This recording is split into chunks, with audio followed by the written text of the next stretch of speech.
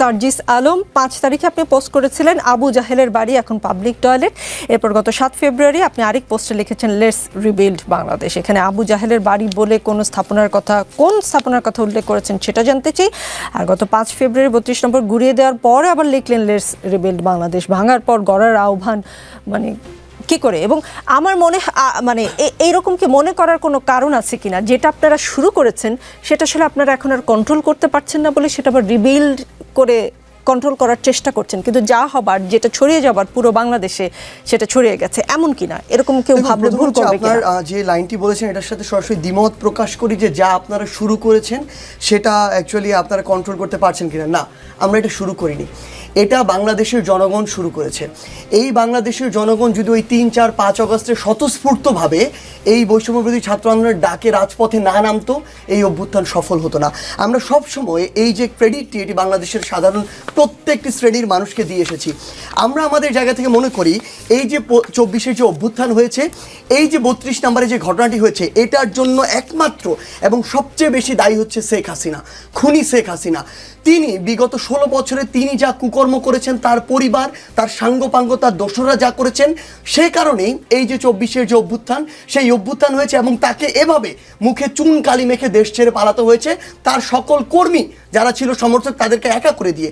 এই ৫ই আগস্টের পরে আপনি যদি এই ২৫ সালের এই ঘটনা দেখেন, মানুষ ওই ৫ই আগস্টের দিনে এটা হওয়া উচিত ছিল, কিন্তু মানুষ তারপরও কোনো একটা জায়গা থেকে ওই ৩২-এর দিকে এভাবে যায়নি কিংবা সেটিকে রক্ষা করেছিল। আজকে এটি আবার কেন হলো? কারণ ওই খুনি হাসিনা আবার বাংলাদেশের তরুণ সমাজ এবং ছাত্রদের উদ্দেশ্যে কথা বলতে আসে, যেই খুনি হাসিনা এদেশের হাজারের অধিক ছাত্র জনতাকে এভাবে নির্মমভাবে খুন করেছে শুধু ক্ষমতায় টিকে থাকার জন্য। কোন সাহস এমন একজন খুনি বাংলাদেশের ছাত্র জনতার উদ্দেশ্যে কথা বলতে আসে? তখনই বাংলাদেশের মানুষ আবার ক্ষোভে ফেটে পড়েছে এবং বাংলাদেশের মানুষ ঐক্যবদ্ধভাবে, আপনি সেখানে শুধুমাত্র বৈষম্যবিরোধী ছাত্র আন্দোলনের যারা সমর্থক ছিল, অ্যাক্টিভিস্ট ছিল, তারা গিয়েছে কোনোদিন বলতে পারবেন না। বাংলাদেশের সকল রাজনৈতিক দলের যারা এই অভ্যুত্থানে শক্তি ছিল, সকলের সেখানে অংশগ্রহণ ছিল।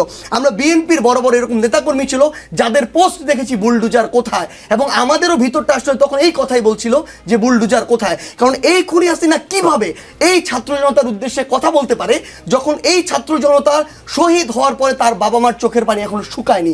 সেই জায়গা থেকে এই যে ক্ষোভের উদ্গীরণ বা মানুষের এই ক্ষোভের যে বিস্ফোরণ, এটা খুনি হাসিনা তার জায়গা থেকে করেছে। আমরা আমাদের জায়গা থেকে বলছেন এটা ফাঁদ ছিল।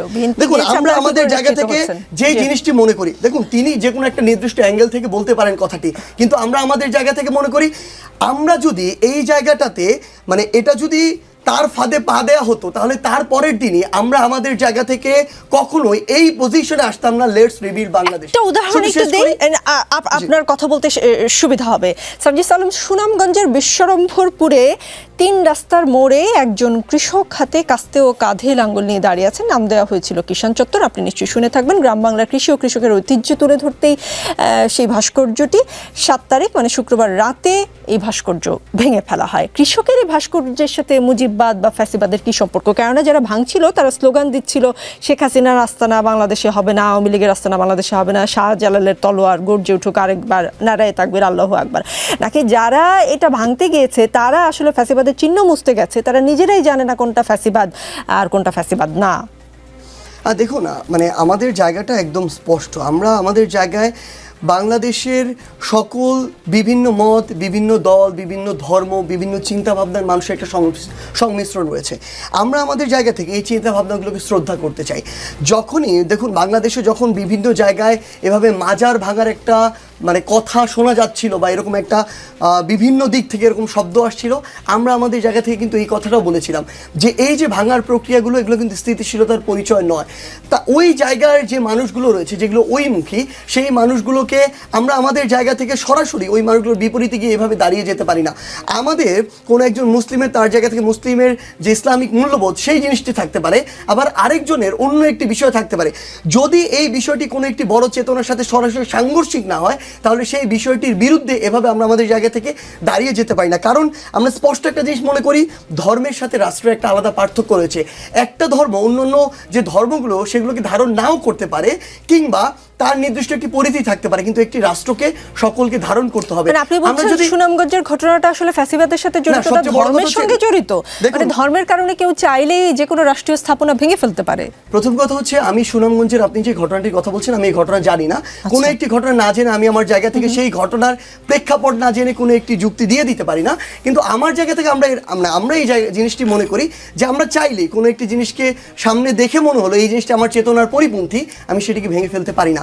আপনার যে কথাটি আমরা বলছিলাম যে দেখুন, যখন আমাদের জায়গা থেকে এই জিনিসটি মনে হয়েছে যে এরকম বিভিন্ন যে ভাঙচুর বা এগুলোকে সুযোগ নিয়ে আসলে আওয়ামী লীগ কিংবা তার দোসররা কোনো একটি সুযোগ নিতে পারে, কিন্তু আপনারা তো উৎসব হোক বলেছেন।